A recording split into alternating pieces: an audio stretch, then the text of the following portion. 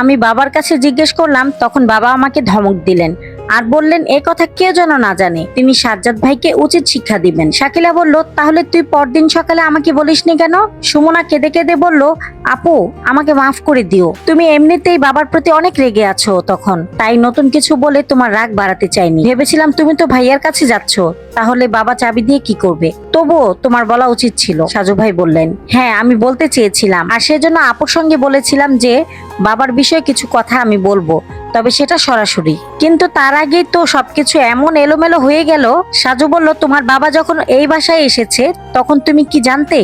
হ্যাঁ জানতাম, বাবা কাকে যেন কল দিয়ে বলে যে তুমি তৈরি থাকো, আমি আসতেছি, আজকে একটা ব্যবস্থা করতে হবে। আমি ভাবলাম আপু দুলা ভাই দুজনেই তো নোয়াখালী, তাই ফাঁকা বাসায় কি করবে তারা, কিন্তু তবুও মনটা খারাপ লাগে, তাই আপুর কাছে কল দিলাম, কিন্তু আপু রিসিভ করে নাই রাতে। ওসি সাহেব বলল, তারপর তুমি যখন দেখলে তোমার বাবা বাসায় ফিরছে না তখন একাই বের হয়ে গেলে, তাই না? না, আমি বাইরে আসিনি, আমাদের বাসার দারোয়ান কাকাকে জিজ্ঞেস করে জানতে পারেন, কিন্তু আমি যদি জানতে পারতাম বাবা এই রাতে খুন হবে তাহলে ঠিকই বের হতাম। সাজু ভাই তখন ফেরদৌসের দিকে তাকিয়ে রইল। ফেরদৌস কাচুমুচু হয়ে গেল।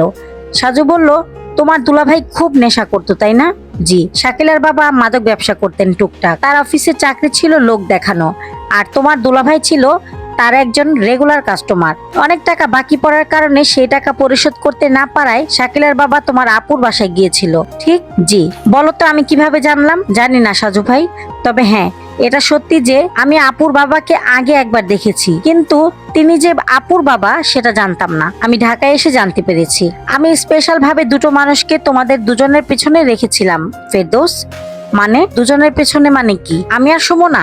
হ্যাঁ হ্যাঁ হ্যাঁ, মুখ ফসকে সুমনার নাম বের হয়ে গেল, কিন্তু এছাড়া তো কারোর সঙ্গে কথা বা পরিচয় নেই আমার। তোমার সঙ্গে কার পরিচয় আছে তা দিয়ে তো আমি লোক নিয়োগ করিনি। তাহলে তোমার পেছনে যাকে নিয়োগ করা হয়েছে সেই বের করেছে তোমার আপুর বাসায় শাকিলার বাবা প্রবেশ করা ইত্যাদি ইত্যাদি। দেখুন, সেটা আমার দুলাভাইয়ের অপরাধ ছিল, তাই সে বিষয়ে কিছু বলার ছিল না। আর সেদিনের পর থেকে আমি আমার আপু দুলাভাইয়ের সঙ্গে কথা বলতাম না। সাজু এবার সানোয়ারের দিকে তাকিয়ে বলল, সানোয়ার ভাই এবার আপনার লিস্টটা আমার কাছে দেন তো। সানোয়ার লিস্টটা বের করে দিল, 7টা নাম সেখানে আছে।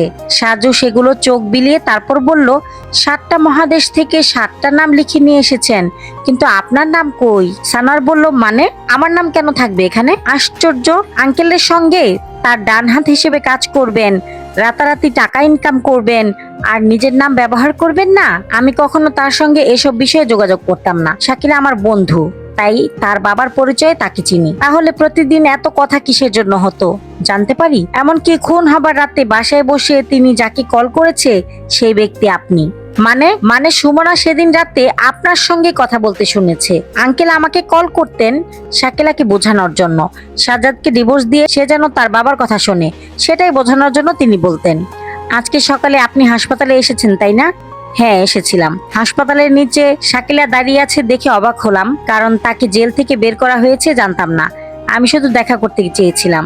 সাজু বলল, শাকিলা আপনি কিন্তু আমাকে বলেন নাই সকালবেলা সানোয়ার এসেছিল। আপনি তো জিজ্ঞেস করেননি সাজু ভাই। তাহলে এখন বলো, সানোয়ার হোসেনের সঙ্গে তোমার কি কথা হয়েছে? আমরা একসঙ্গে সিঁড়ি দিয়ে উঠছিলাম, হঠাৎ করে সানোয়ারের কল আসে, আর সানোয়ার সেখান থেকে বিদায় নিয়ে চলে যায়। আপনার সেই জুস আর খাবারের প্যাকেট কার কাছে ছিল? আপনার কাছে নাকি সুমনা আর ফেরদৌস এদের দুজনের কাছে? আমার কাছেই ছিল, কিন্তু সিঁড়ি দিয়ে ওঠার সময় সানোয়ার বলল আমার কষ্ট হবে, তাই সে ওটা নেবে। বাহ! আর তখন দৃষ্টির অগোচরে জুসের মধ্যে বিষাক্ত ওষুধ মেশানোর কাজটা করা হয়েছে। তারপর সে মোবাইলে কল আসার অভিনয় করে তোমার সঙ্গে বিদায় নিয়ে চলে যায়, কারণ সে জানতো যে বিষাক্ত ওষুধ খাওয়ানোর দায়িত্ব তুমি পালন করবে। সবাই হা হয়ে গেল। সানোয়ার সেই মুহূর্তে একটা অপ্রত্যাশিত কাজ করে ফেললো।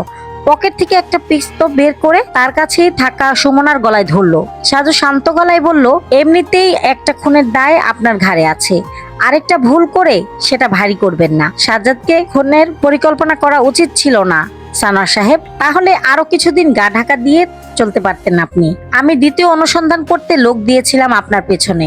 একজন সবসময় ফেরদৌসের তথ্য বের করত, আর অন্যজনে আপনার তথ্য বের করত। আপনি যখন হাসপাতালে গেছেন বা শাকিলার সঙ্গে দেখা করে কথা বলেছেন, সেই মেসেজ আমার কাছে এসেছে। কিন্তু দেখতে দেরি হয়ে গেছে। আমি মেসেজ চেক করেছি ওসি সাহেব কল করার পরে, ততক্ষণে শাকিলা জুস খাইয়ে দিয়েছে। কিন্তু মেসেজ পেলেও বুঝতে পারতাম না, কারণ সে শুধু লিখেছেন যে আপনি হাসপাতালে গিয়ে শাকিলার সঙ্গে দেখা করে চলে এসেছেন। কিন্তু আমি যখন হাসপাতালে গিয়ে জানতে পারলাম তখন মেসেজের কথা মিলিয়ে নিলাম। তখন ওসি সাহেব ও শাকিলাকে সামনে রেখে সাজ্জাদকে দিয়ে নাটক করালাম। বাসায় একটা ক্যামেরা আছে বলে তাদের নিয়ে এলাম, কিন্তু সে কথা আপনার কাছে পৌঁছালো না।